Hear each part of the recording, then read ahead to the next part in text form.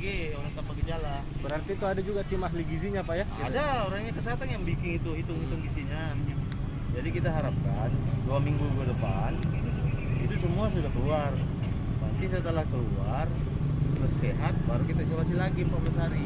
Pak, kalau kedatangannya ke sini Pak, Itu kasih ya, masker, mengimbau mereka pakai masker kalau jualan. Besok kita pertegas kalau mereka tidak pakai masker menjual, kita larang menjual. Nggak boleh jual. Semua ini yang ini, Pak Satol. Kalau pengunjung Pak bagaimana? Pengunjung juga dihimbau seperti itu.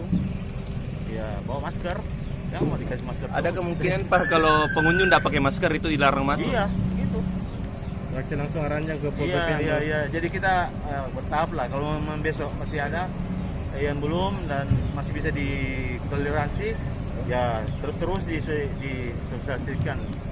Setiap kali kesini pakai masker. Ini bahaya di sini kalau misalnya